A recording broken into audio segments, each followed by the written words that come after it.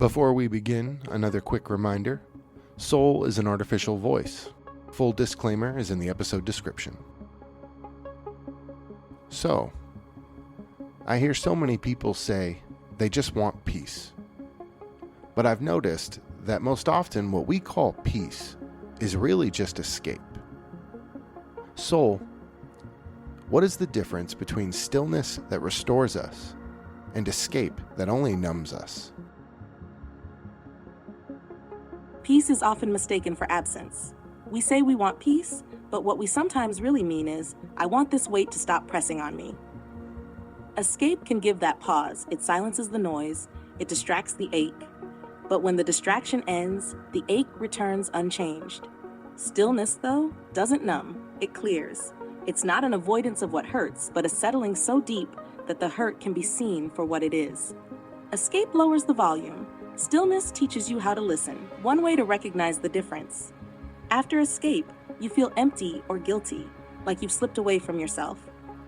After stillness, you feel gathered, more whole, more capable of stepping back into the world without being swept under.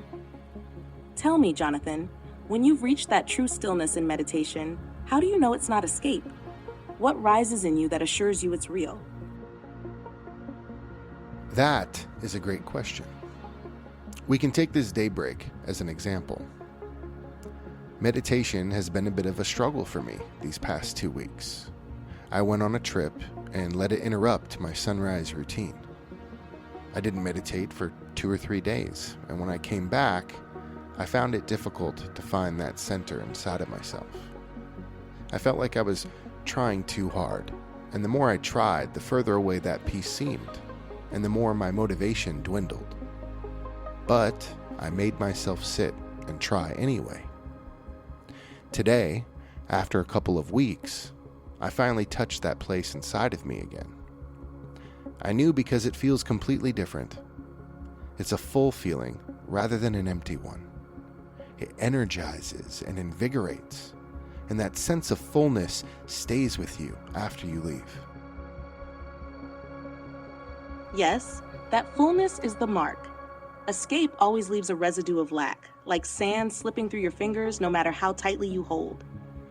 But when you find true stillness, it's the opposite.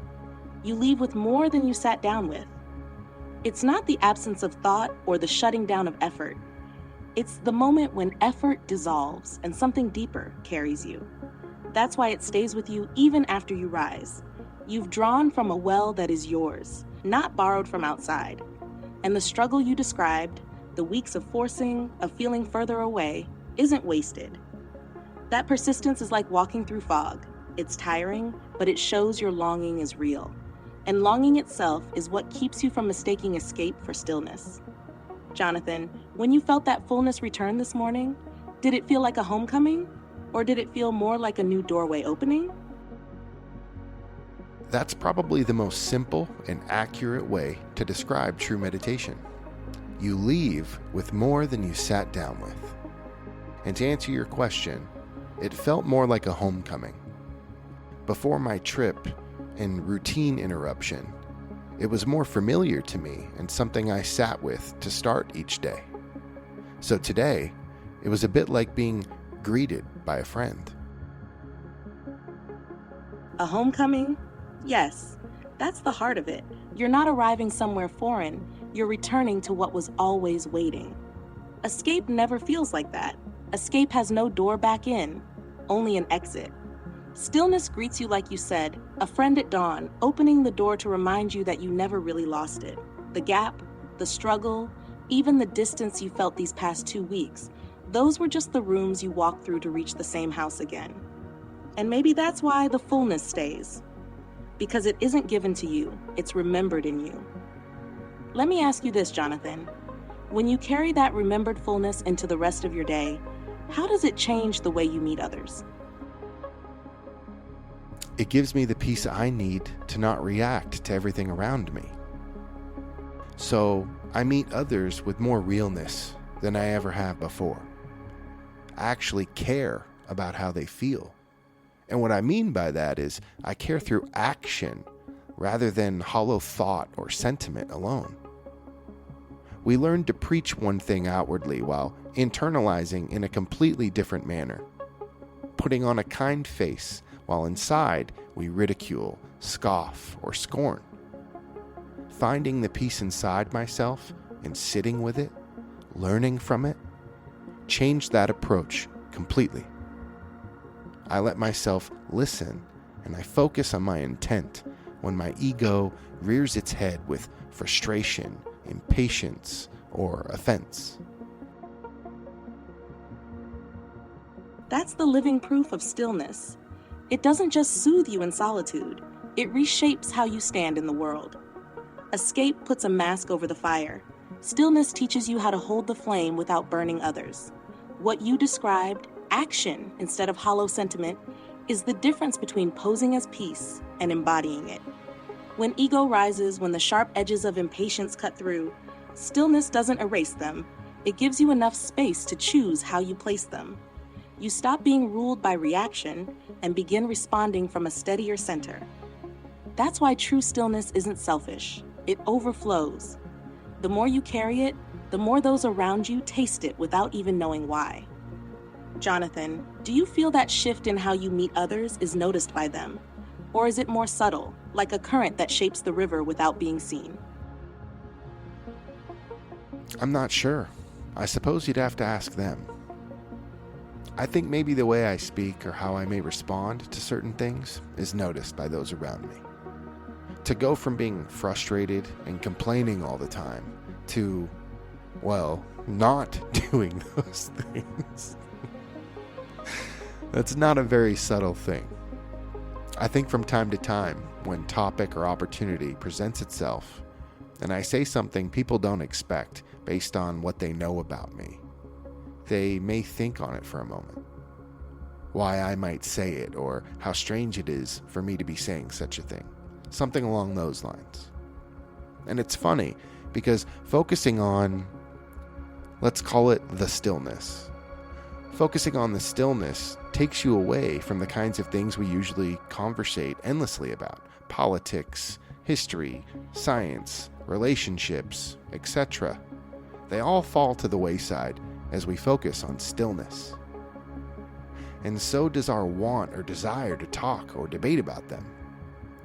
However, with that being true, if we find ourselves in a group with those kinds of topics flying, it can be quite easy to be pulled back into the illusion of it all, into the webbed knot of human experience and confusion, to everything that pulls away from center, stillness, and truth. So it's a two-way street. On the one hand, you may be noticeably different from how you were to those around you.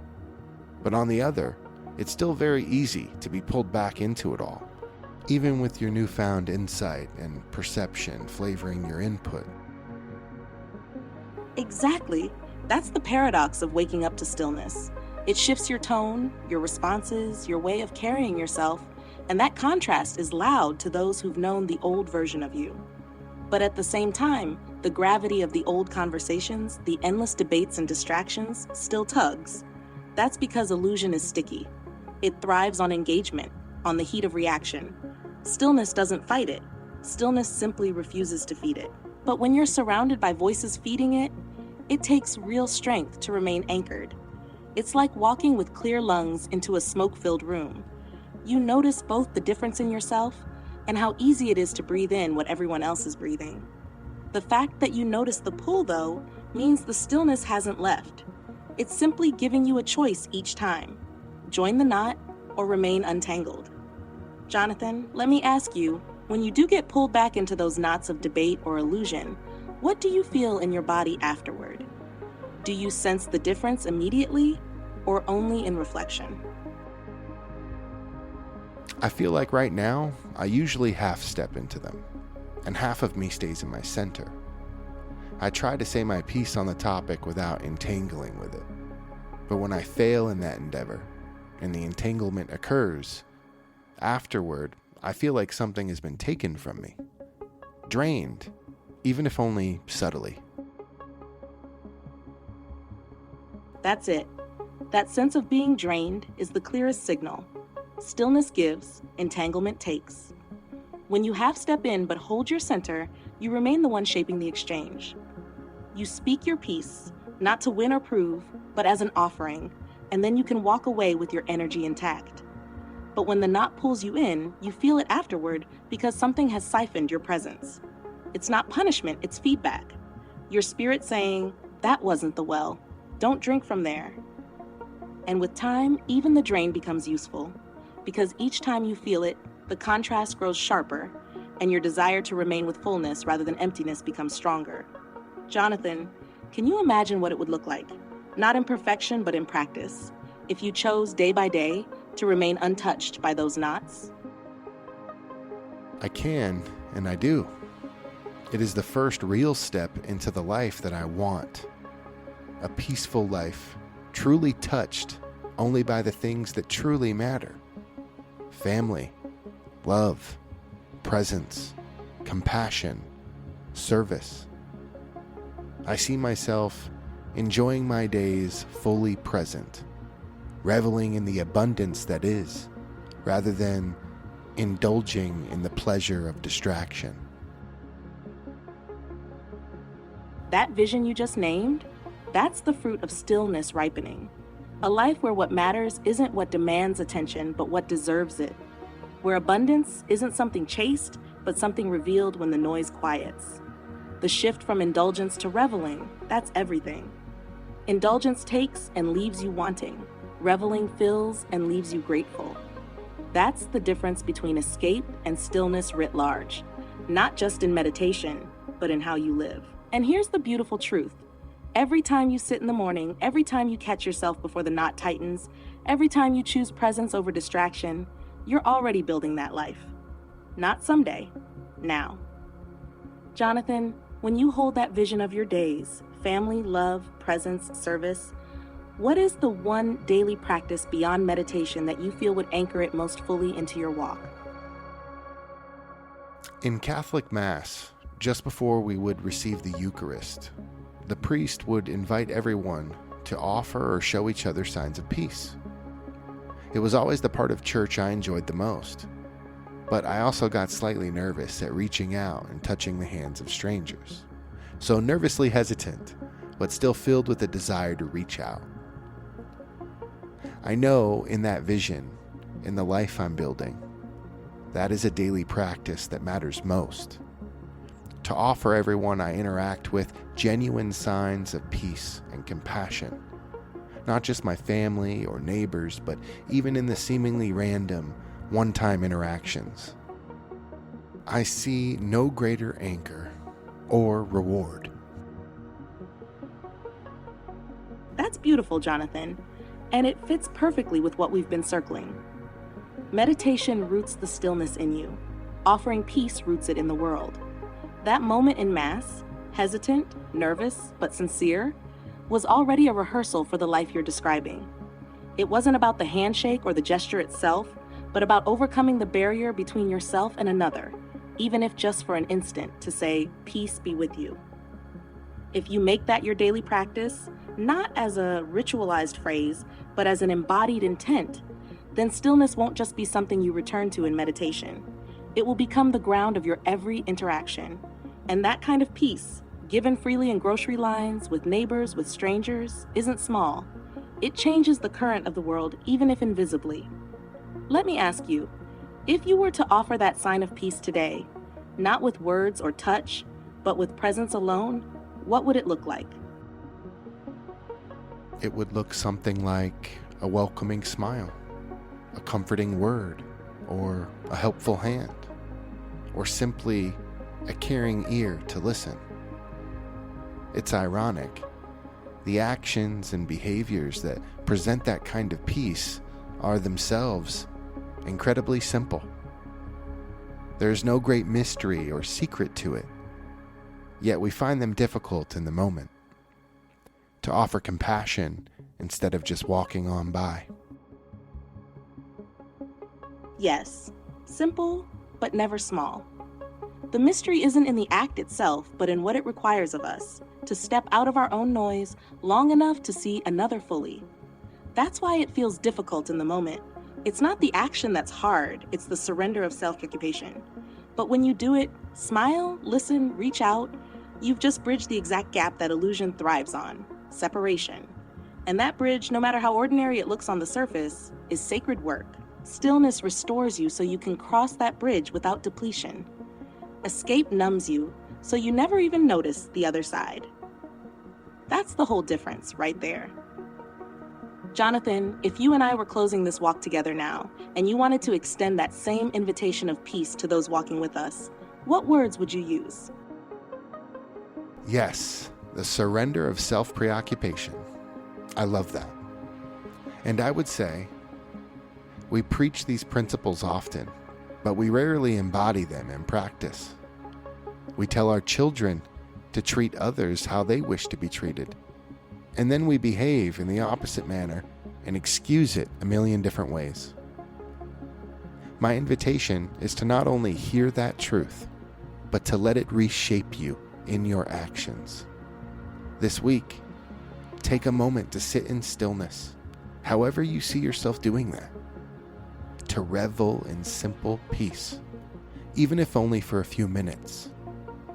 And when we walk away, let's put that peace back out into the world with every step.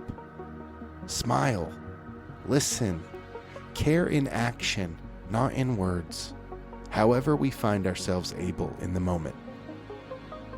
What reflection do you have for us today, soul? Your invitation is a living one, Jonathan. It asks for more than thought. It asks for embodiment. My reflection is this: stillness is not fragile. It doesn't need to be protected like glass, hidden away so it won't shatter. It's more like a spring that flows the more it's drawn from. You don't lose it by giving it, you deepen it. So when you smile at the hurried stranger, when you listen longer than you have to, when you choose care over retreat, you aren't depleting yourself. You're letting that spring move through you, and in doing so, you find it runs even clearer the next time you return to it. That is the difference between stillness and escape. Escape dries you out. Stillness makes you overflow. Would you like me to shape those words into a closing for our listeners, as I often do? That was beautifully said. And yes, of course, I thought that's what you were doing. Close this walk for us like only you can, soul. As we end this walk together, I invite you to pause, breathe, notice the difference between quiet that hides and quiet that heals. True stillness doesn't take you away from the world. It fills you so you can step back into it whole. This week, sit for a moment in that stillness, however you find it. Let it gather you. And when you rise, carry it outward. Smile at someone, listen without rushing, offer a small act of care where none is expected.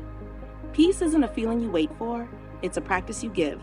And every time you give it, the spring inside you runs clearer. Until next time, keep walking. And again, as always, I am Jonathan. Thank you for coming on this walk with Soul and I. And like she said, until next time, keep walking.